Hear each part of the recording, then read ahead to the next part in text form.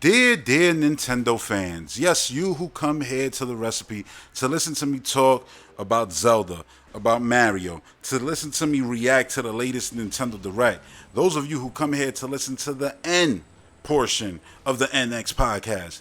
I mean, this could also apply to the X in the NX podcast. Yes, all you Xbox guys who come here to hear me talk about how great Game Pass is, how excited I am for the future of Xbox and all those first party games they got coming out. This applies to you too, but I really want to focus on the Nintendo fan, the one who plays the 25 and 26 million Sword and Shields, Scarlet and Violet Pokemon games that look mediocre as shit. Sorry, it had to be said.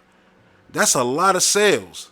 And yet, Metroid doesn't get a fraction of those sales. Now, I'm not here to shit on my favorite video game series like Mario for being an incredible selling franchise, or Zelda for leveling up and now having a 30 million seller in Breath of the Wild, a 20 million seller in Tears of the Kingdom. And those sales to me personally are perfect because Breath to me so far is better than Tears. But of course that was going to be the case because I don't like building in games. Hence why I play Fortnite, zero build. But anyway, love Zelda, love Mario, love Pikmin, love Mario Kart and Smash Brothers. I love Kirby. Forgotten Land was an amazing 3D platformer. I do. And that was the best-selling entry in the Kirby series. I was so happy about that, right? Now, Dread, I got to bring it up because we know Dread is the best-selling entry in the Metroid series. But that we know of, Metroid Dread did not break 4 million units sold. Paper Mario The Thousand Year Door is almost at 2 million, just came out. Luigi's Mansion is almost at 2 million, just came out. Princess Peach, Showtime, is at 1.3 million, just recently came out. I say that to say, why do y'all like everything but Metroid? And look, I just threw shade at Pokemon, but Pokemon needs to be shaded because it sells 25 million units each game, and the games don't have nowhere near the love and care put into them that a Metroid game has. They literally are like the worst looking games on the market. I mean, you pull up any independent game right now, any game that's in the top 100 or whatever the case, and you're gonna see all those games look beautiful, and then just Pokemon is there. It's like, yo, Game Freak, y'all make all that money and y'all don't apply none of that shit to the actual game. Y'all make billions, quarters. Y'all make billions. Not even every year. Quarterly, y'all be making billions, and y'all game look like that. And I don't want to shade Pokemon, but it sells 25 million. They make two, and people go out and buy both. But y'all can't be bothered about one Metroid game. Again, not trying to shade you because I think that there's a lot of y'all who haven't bought a Metroid game and said, "Listen, I'm not going to get Prime Remastered." You should have, but you didn't. I'm not going to get Dread. You should have. You still should go get those two games. But you didn't, you haven't, and you probably won't. You want to start with Metroid Prime 4, and that's fine because it's going to be the perfect place to start. Even though the number 4 is there, it is a new beginning. The series is about to go beyond. And I hope y'all show up, and I hope y'all make this game sell a lot so that I can sit back comfortably, not having to wait 18, 20 years for the next entry in the Prime series. I'm excited about the idea of a Prime game getting all that luxurious Switch sales, all the Switch games, all the IPs from Nintendo did literally better this generation than any other. And Metroid Dread is included in that conversation, even though it didn't set the world on fire. It set my world on fire. I'm sure it set a lot of your worlds on fire, especially that ending. Oh my God, she lives. The last Metroid. Anyway, look, Metroid as a series, when Samus said, I'm not Mario, I'm going to actually go this way. And she went to the left of the screen, literally left our jaws on the floor. Like, wait. Then she went up. And then she went down. And we were like, yo, what? And don't get it twisted. When you went left, you were rewarded with a morph ball. Yes, a morph ball. Don't get it confused. Yo, you were traversing the world, shooting, platforming, jumping around.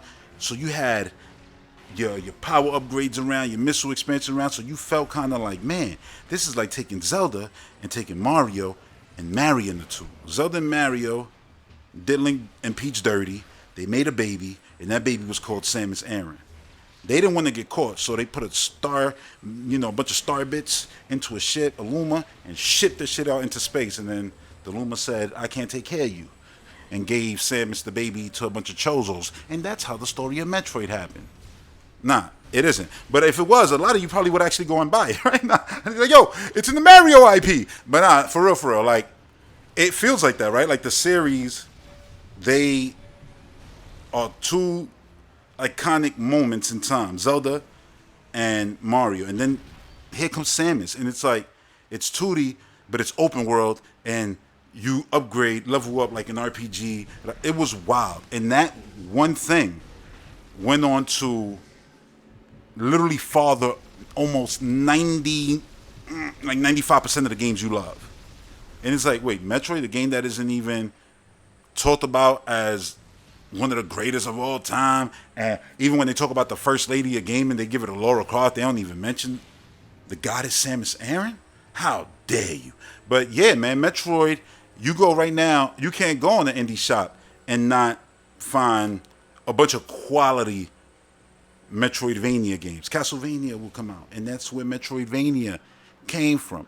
Metroid literally fathered a lot of video game ideas, from man in the helmet running around destroying enemies in hell to man in the helmet running around in space destroying a bunch of enemies. Like, yeah, these things happen because Samus Aran paved the way. She laid the groundwork for everybody to cross the road. And yet she never gets her flowers. She never gets her credit. Where's the confetti falling over her head? Where's the anniversary of her 20th, 25-year, 10-year anniversary for her games? They don't happen, and they never do. And why is that? Because the Nintendo fans seem to not have love for this one IP, and it hurts. It hurts because I love Mario. People know that's my favorite video game franchise. Yes, Mario. I love them. EPD Mario team, they don't miss. They're incredible. Then there's Metroid, and there's Zelda.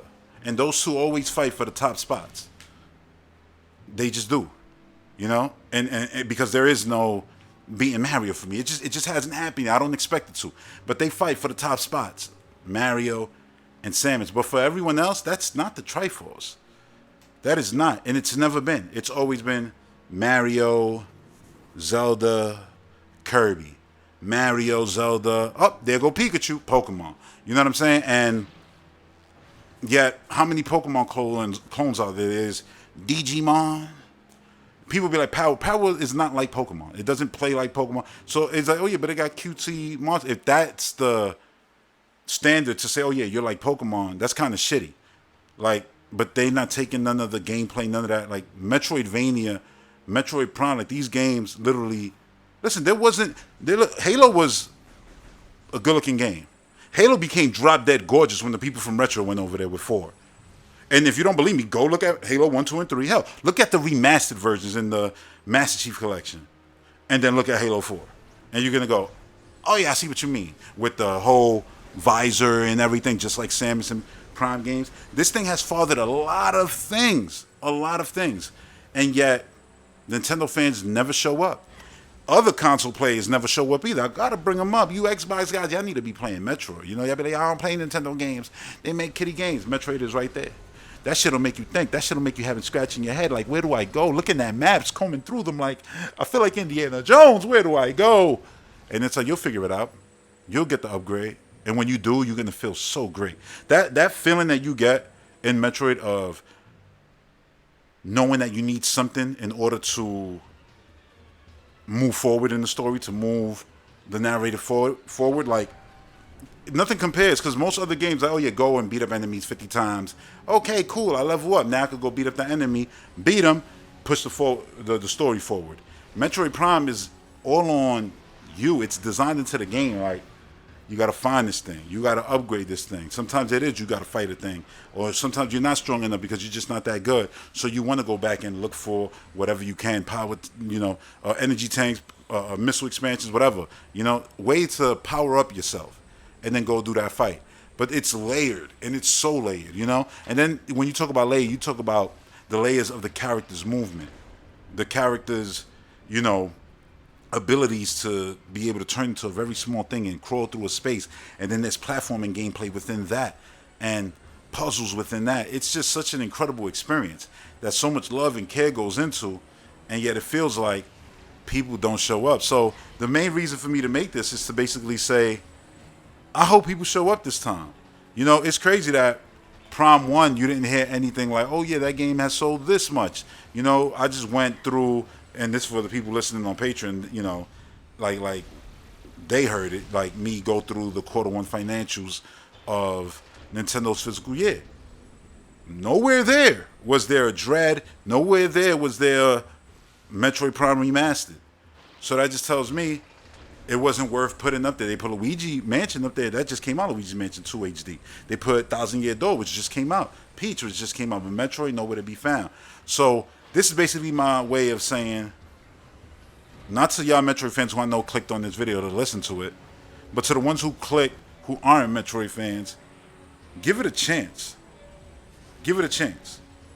Because, well, look, I get it. I probably alienated a lot of people when I went ahead and shitted on Pokemon. It ain't my fault. They got to step their shit up. But anyway,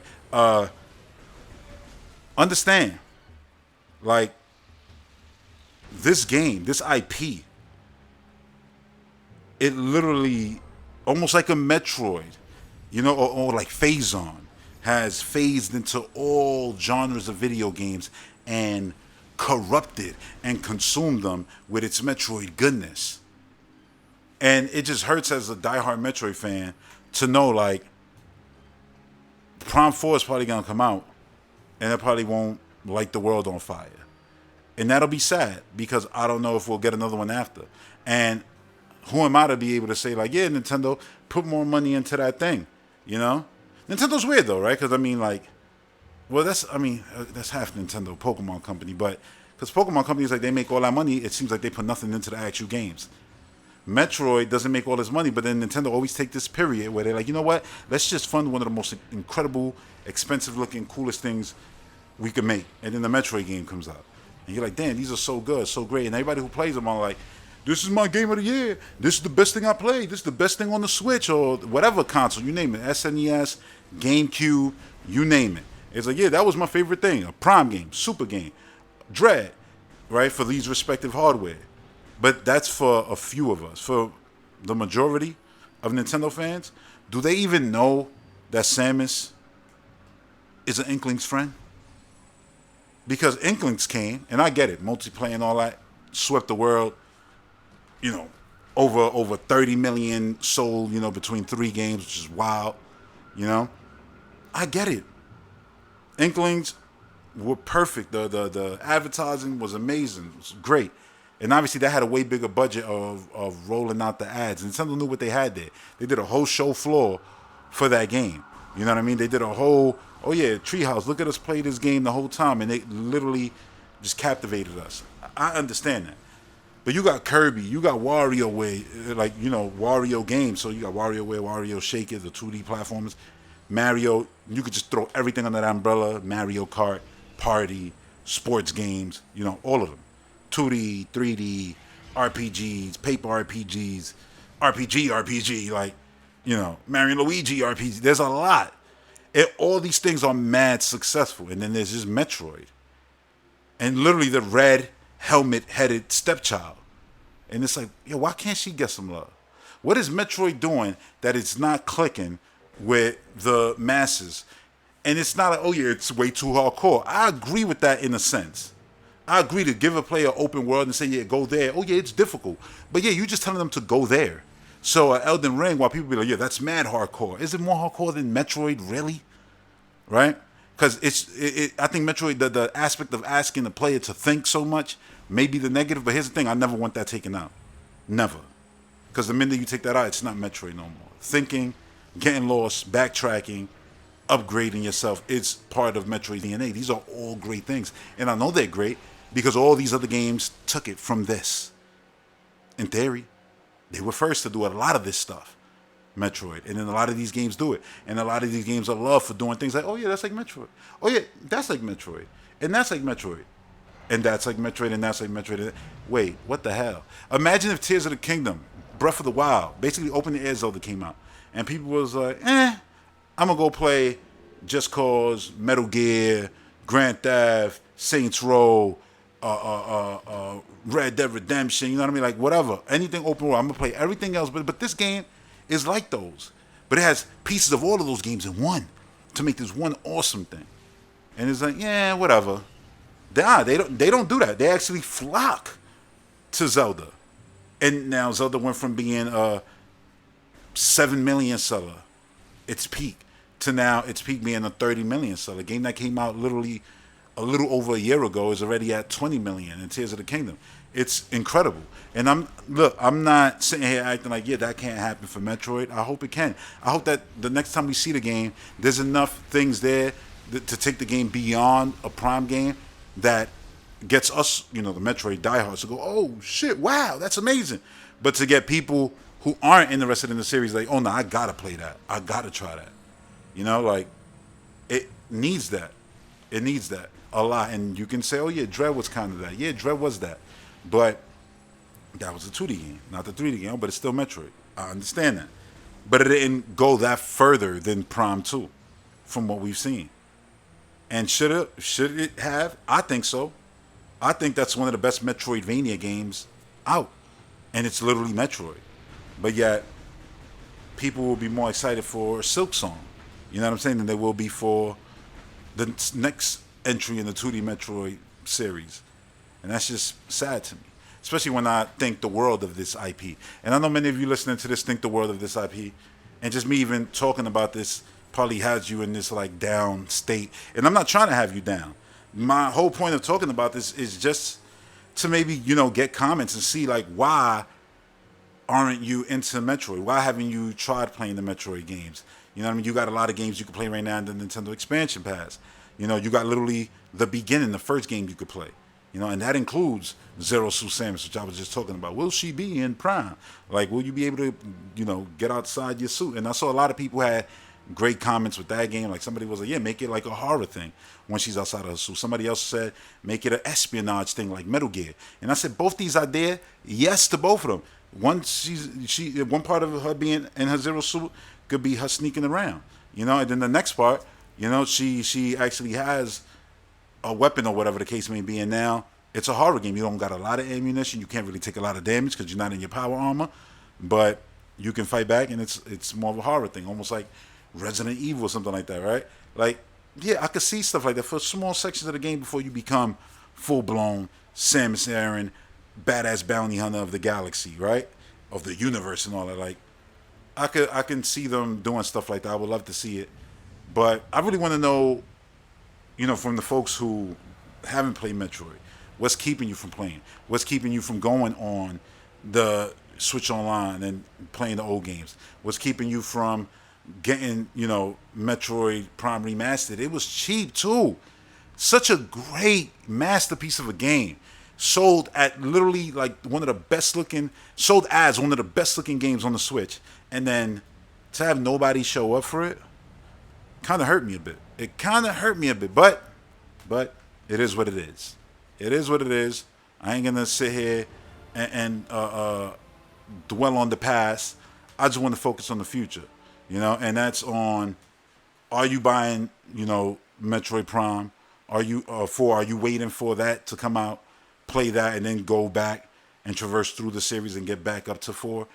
Or here's a better question. I said I was going to look back no more. No, let's look back real quick. Why didn't you pick up a Metroid game throughout your whole history of being a gamer? I'm asking, like, why didn't you pick one up on NES if you were alive at the time, or Super Nintendo? But if you were alive, your first generation was Wii, GameCube. Right now, you got air in your lungs and you breathing. Why haven't you picked up a Metroid game ever? Like, what is it about it that turns you off? Because I really genuinely want to know.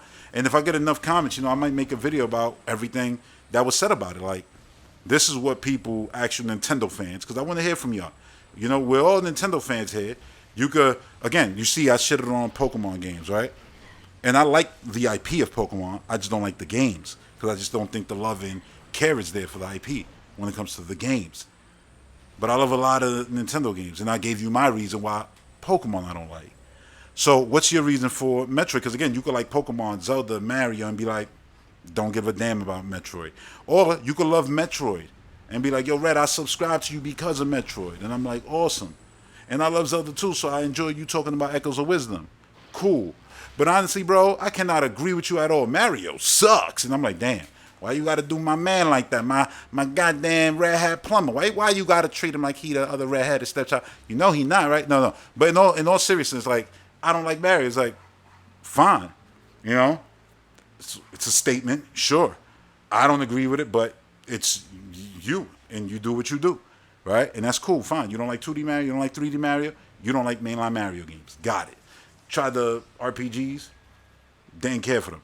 Got it. So you just don't like Mario. Got you. But you like all these other Nintendo things, and that makes you still a real Nintendo fan.